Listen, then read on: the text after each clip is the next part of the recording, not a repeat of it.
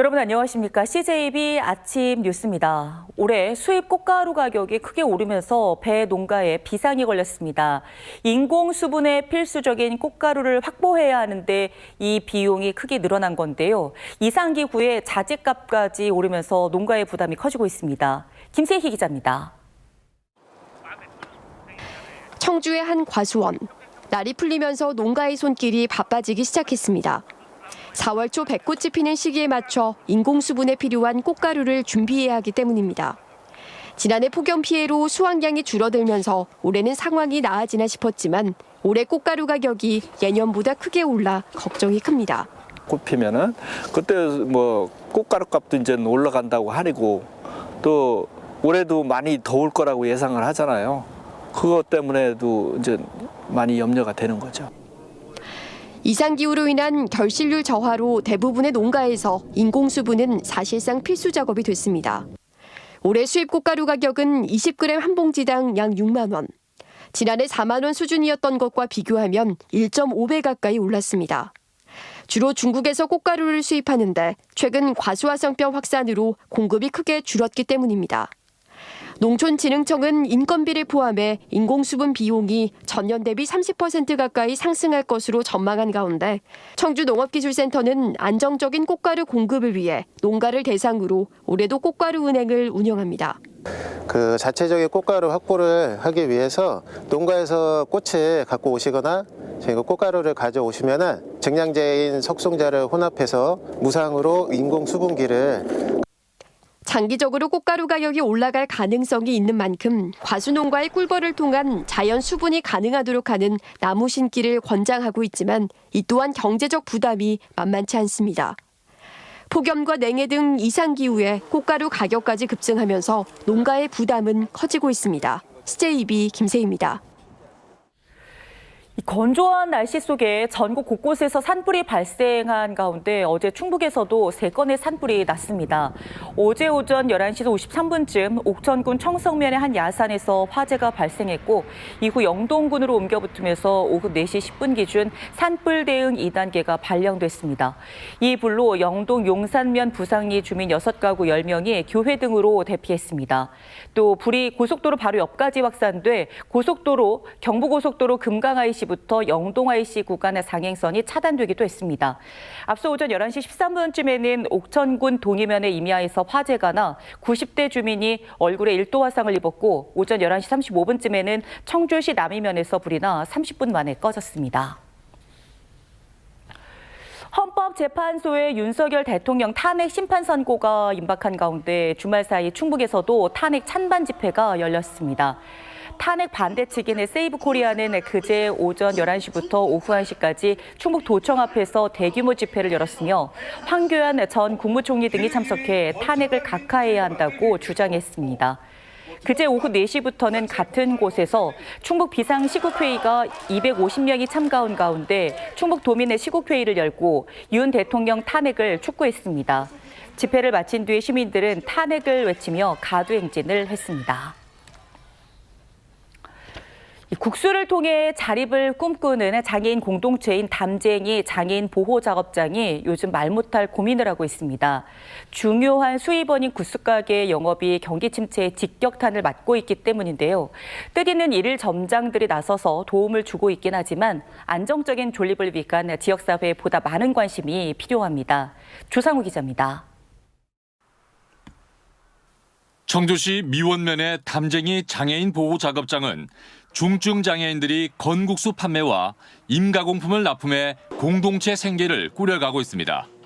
장애인 근로자들은 아침에 통근버스로 출근해 하루 4시간씩 주 4일을 일하는데 법적 최저임금을 보장받고 있습니다. 올해부터는 2호학번 대학생 신분도 됐습니다. 충청대와 손을 잡고 쉬는 시간과 금요일 휴무일에 대학 강의를 수강하게 된 것입니다. 일도 좋고요. 국수도 홍보해서 많이 사갔으면 좋겠어요. 대학교는 요리가 직업은. 꿈을 현실로 만들어가는데 가장 큰 수익원은 청주 시내 2곳에 낸 국수가게입니다. 특히 지명도 있는 인사들이 지난 2018년부터 일일 점장으로 나서 지인들을 손님으로 끌어들였습니다. 최영락 원장은 171번째 일일 점장, 개인적으로는 2번째 봉사입니다. 정말 선진적인 이런 좀 임금 체계를 가지고 있는데 운영이 어렵습니다. 그래서 얼마나 어려운지 알고 싶고 이 현장에서 저도 경험해 보고 싶어서 그래서 일일 점장에 지원하게 됐습니다. 담쟁이 장애인 근로자는 30여 명으로 이들에게 지급하는 임금의 60%는 고용 장려금 형태로 보전받지만 나머지는 자체 사업을 통해 돈을 벌어야 하는 구조입니다.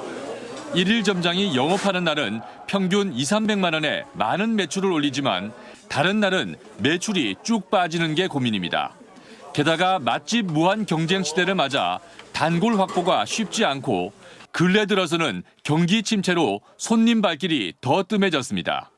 경기가 많이 안 좋아져서 일일 매출이 평균적으로 원래 20만 원 정도 나왔었는데 지금은 10만 원도 안 나오는 상황이에요. 담쟁이 공동체가 현실의 높은 벽을 힘차게 오를 수 있도록 더 많은 일일 점장과 지역사회의 성원이 절실합니다. CJB 조상호입니다.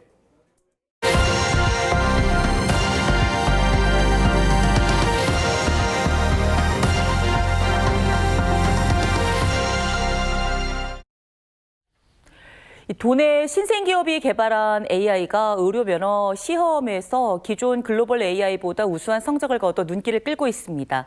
영어가 아닌 한국어에 기반한 사고로 추론해 국내 타 산업 분야로의 확장성이 커 AI 시장에서 주목받고 있습니다. 지원 정동원 기자입니다. 이 질문 유형뿐만 아니라 다른 도내 업체가 만든 AI입니다.